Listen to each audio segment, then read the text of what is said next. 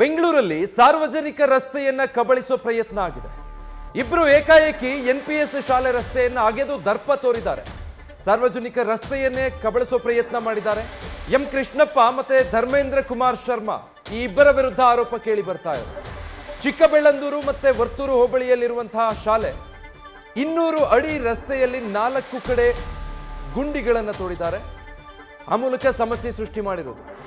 ಈಗ ಶಾಲೆಗೆ ತೆರಳೋದಕ್ಕೆ ರಸ್ತೆ ಇಲ್ಲದೆ ಪೋಷಕರೇ ಕಂಗಾಲಾಗಿದ್ದಾರೆ. ಸಾರ್ವಜನಿಕ ರಸ್ತೆ ಕಬಳಿಕೆ ವಿರುದ್ಧ ಪೋಷಕರು ಆಕ್ರೋಶ ವ್ಯಕ್ತಪಡಿಸ್ತಾ ಇದ್ದಾರೆ. 2009ರಿಂದ ಶಾಲೆಗೆ ಮೀಸಲಿದೆ ಇದು 30 ಅಡಿ ಅಗಲದ ರಸ್ತೆ. 15 ವರ್ಷಗಳಿಂದ ಜನರ ಸಂಚಾರಕ್ಕೆ ಅಂತ ಮೀಸಲಿರುವಂಥ ಜಾಗ ಇದು. ಬಟ್ ಈಗ ಅದಕ್ಕೆ ಎಂಥ ಪರಿಸ್ಥಿತಿ ತಂದಿಟ್ಟಿದ್ದಾರೆ, ಅದನ್ನು ಕಬಳಿಸೋ ಪ್ರಯತ್ನ ಮಾಡೋ ನಿಟ್ಟಿನಲ್ಲಿ ಅನ್ನೋದು ನೋಡ್ತಾ ಇದ್ದೀರಾ. ನಿವೃತ್ತ ವಿಶೇಷ ಜಿಲ್ಲಾಧಿಕಾರಿಯಿಂದ ರಸ್ತೆ ಕಬಳಿಕೆಗೆ ಯತ್ನ ಆಗ್ತಿದೆ ಅನ್ನೋದು ಆರೋಪ ಕೇಳಿಬರ್ತಾ ಇದೆ. ವಿಶೇಷ ಜಿಲ್ಲಾಧಿಕಾರಿಯಾಗಿ ಎಂ ಕೃಷ್ಣಪ್ಪ ನಿವೃತ್ತಿಯಾಗಿದ್ದಾರೆ. ರಸ್ತೆಗೆ ಸ್ಥಳೀಯ ಗ್ರಾಮ ಪಂಚಾಯಿತಿಯಿಂದ ಡಾಂಬರ್ ಕೆಲಸ ಆಗ್ತಾ ಇತ್ತು. ರಸ್ತೆಯುದ್ದಕ್ಕೂ ಚರಂಡಿ ಮತ್ತು ವಿದ್ಯುತ್ ಪೋಲ್ಗಳನ್ನು ಹಾಕಲಾಗಿದೆ. ಆದರೆ JCBಯಿಂದ ರಸ್ತೆಯನ್ನು ಅಗೆದು ಮಕ್ಕಳು ಮತ್ತು ಪೋಷಕರಿಗೆ ಇಲ್ಲಿ ಅಡಚಣೆ ಉಂಟು ಮಾಡಿದ್ದಾರೆ. NPS ಶಾಲೆ ಸೇರಿ ಹಲವು ಏರಿಯಾಗಳಿಗೆ ಸಂಪರ್ಕ ಕಲ್ಪಿಸುವಂಥ ರಸ್ತೆ ಇದು. ಆ ಸಂಪರ್ಕವನ್ನೇ ಕಟ್ ಮಾಡೋ ರೀತಿ ರಸ್ತೆಯನ್ನು ಅಗೆದು ಹಾಕ್ಬಿಟ್ಟಿದ್ದಾರೆ. ನೋಡಿ, ಅಲ್ಲಿ ವಾಹನಗಳು ಓಡಾಡೋದಿರಲಿ, ನಡ್ಕೊಂಡು ಹೋಗೋರ್ಗೂ ಕೂಡ ರಸ್ತೆ ದಾಟೋದಕ್ಕೆ ಸಾಧ್ಯ ಇಲ್ಲ. ಅಷ್ಟರ ಮಟ್ಟಿಗೆ ಅಲ್ಲಿ ಪರಿಸ್ಥಿತಿ ನಿರ್ಮಾಣ ಆಗಿರೋದು. ಸೊ ಪೋಷಕರು ತಮ್ಮ ಮಕ್ಕಳನ್ನು ಶಾಲೆಗೆ ಕರೆದೊಯ್ಯೋದಕ್ಕೂ ಕೂಡ ಈಗ ರಸ್ತೆ ಇಲ್ಲ. ಈ ರೀತಿಯಾಗಿ ಮಾಡಿರೋದಕ್ಕೆ ಸಾರ್ವಜನಿಕರು ಆಕ್ರೋಶ ವ್ಯಕ್ತಪಡಿಸ್ತಾ ಇದ್ದಾರೆ. 15 ವರ್ಷದಿಂದ ಶಾಲೆಗೆ ಮತ್ತಿತರ ಕಡೆಗಳಿಗೆ ಸಂಪರ್ಕ ಕಲ್ಪಿಸೋದಕ್ಕೆ ಅಂತಲೇ ಈ ರಸ್ತೆಯನ್ನು ಅದಕ್ಕೆ ಮೀಸಲಿಡಲಾಗಿತ್ತು. ಬಟ್ ಈಗ ಎಂ ಕೃಷ್ಣಪ್ಪ ಮತ್ತು ಧರ್ಮೇಂದ್ರ ಕುಮಾರ್ ಅನ್ನುವಂಥವರು ಈ ರೀತಿ ರಸ್ತೆ ಆಗಿದ್ದು ಸಾರ್ವಜನಿಕರಿಗೆ ತೊಂದರೆ ಕೊಡ್ತಾ ಇದ್ದಾರೆ ಅನ್ನೋ ಆರೋಪ.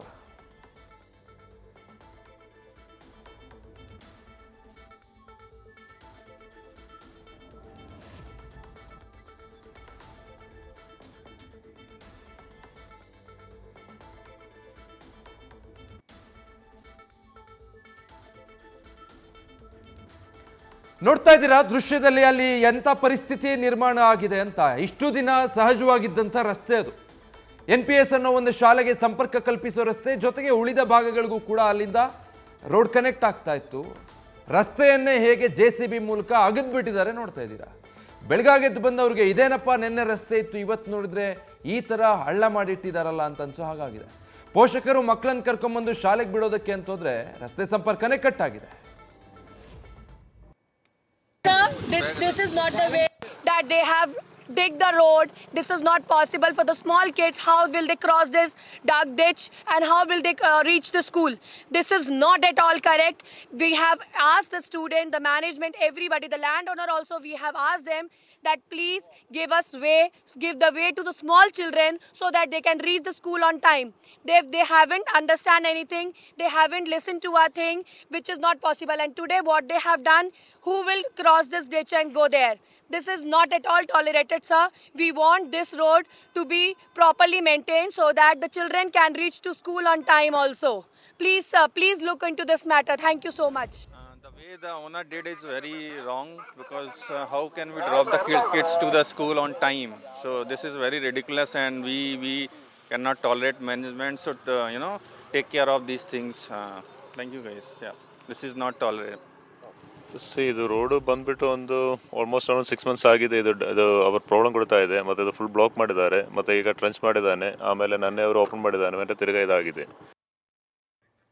ಸೊ ಈಗ NPS ಶಾಲೆ ಸಮೀಪದಿಂದನೇ ನಮ್ಮ ಪ್ರತಿನಿಧಿ ರಘುಪಾಲ್ ಲೈವ್ನಲ್ಲಿ ಜಾಯ್ನ್ ಆಗ್ತಾ ಇದ್ದಾರೆ. ರಘುಪಾಲ್, ಒಬ್ಬ ನಿವೃತ್ತ ವಿಶೇಷ ಜಿಲ್ಲಾಧಿಕಾರಿಯಾಗಿ ಇಂಥ ವರ್ತನೆ ತೋರಿಸೋದು ಎಷ್ಟು ಸರಿ ಅಂತ? ಅಂದರೆ ಈ ಜಾಗಕ್ಕೆ ಸಂಬಂಧಪಟ್ಟ ಹಾಗೆ ಏನಾದರೂ ತಕರಾರಿದೆಯಾ? ಯಾಕೆ ಈ ರೀತಿ ಮಾಡಿರೋದು ಇದ್ದಕ್ಕಿದ್ದ ಹಾಗೆ?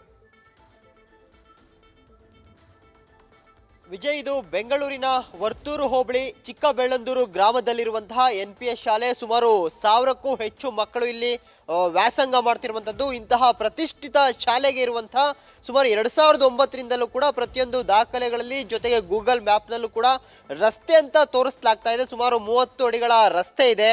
ಈ ರಸ್ತೆಗೆ ಸ್ಥಳೀಯ ಗ್ರಾಮ ಪಂಚಾಯಿತಿಯವರೇ ಒಂದು ಡಾಂಬರೀಕರಣವನ್ನು ಮಾಡಿದ್ದಾರೆ, ಒಳಚರಂಡಿಯನ್ನ ಮಾಡಿದ್ದಾರೆ, ವಿದ್ಯುತ್ ಪೋಲ್ಗಳನ್ನು ಹಾಕಿ ವಿದ್ಯುತ್ ಸಂಪರ್ಕವನ್ನು ಕೂಡ ಕೊಟ್ಟಿದ್ದಾರೆ. ಸುಮಾರು 15 ವರ್ಷಗಳಿಂದಲೂ ಕೂಡ ಇದು ಸಾರ್ವಜನಿಕರಿಗೆ ಜೊತೆಗೆ ಇಲ್ಲಿಯ ಸ್ಥಳೀಯ ಶಾಲೆಗೆ ಒಂದು ರಸ್ತೆಯಾಗಿ ಇದನ್ನ ಬಳಕೆ ಮಾಡಿಕೊಳ್ಳಲಾಗ್ತಿರುವಂಥದ್ದು. ಇಂತಹ ರಸ್ತೆಯನ್ನ ಏಕಾಏಕಿ ಕೃಷ್ಣಪ್ಪ ಇವರು ನಿವೃತ್ತ ವಿಶೇಷ ಜಿಲ್ಲಾಧಿಕಾರಿ, ಜೊತೆಗೆ ಶರ್ಮಾ ಅವರು ಅಂದ್ರೆ ಧರ್ಮೇಂದ್ರ ಕುಮಾರ್ ಶರ್ಮಾ, ಈ ಇಬ್ಬರು ವ್ಯಕ್ತಿಗಳು ಕೂಡ ಸುಮಾರು 200 ಮೀಟರ್ ಇರುವಂತಹ ಈ ಒಂದು ರಸ್ತೆ ಮಧ್ಯದಲ್ಲಿ ಸುಮಾರು 4 ಕಡೆ ದೊಡ್ಡ ದೊಡ್ಡ ಗುಂಡಿಗಳನ್ನ ಹಗದಿರುವಂಥದ್ದು, ಅಂದ್ರೆ JCBಯನ್ನ ಕರೆಸ್ತಾರೆ ಸ್ಥಳದಲ್ಲೇ 4 ಕಡೆ. ಅಂದ್ರೆ ಯಾರು ಕೂಡ ಪೋಷಕರು ಓಡಾಡಬಾರ್ದು, ಮಕ್ಕಳು ಈ ರಸ್ತೆಯಲ್ಲಿ ಓಡಾಡಬಾರ್ದು, ಶಾಲಾ ವಾಹನಗಳು ಓಡಾಡಬಾರ್ದು ಅನ್ನೋ ಕಾರಣಕ್ಕೋಸ್ಕರವಾಗಿ ಸುಮಾರು 200 ಮೀಟರ್ ಉದ್ದದ ಈ ಒಂದು ರಸ್ತೆಯನ್ನ ಏನ್ ಗಮನಿಸ್ತಾ ಇದ್ದೀವಿ, ಈ ರಸ್ತೆಯಲ್ಲಿ ವಾಹನಗಳೇ ಬರೋದಕ್ಕೆ ಸಾಧ್ಯವಾಗದ ರೀತಿಯಲ್ಲಿ ಒಂದು ದೊಡ್ಡ ದೊಡ್ಡ ಹಳ್ಳಗಳನ್ನ ತೋಡಿರುವಂತಹ ಒಂದು ದೃಶ್ಯಾವಳಿಗಳನ್ನ ನಾವು ಗಮನಿಸ್ತಿರುವಂತದ್ದು.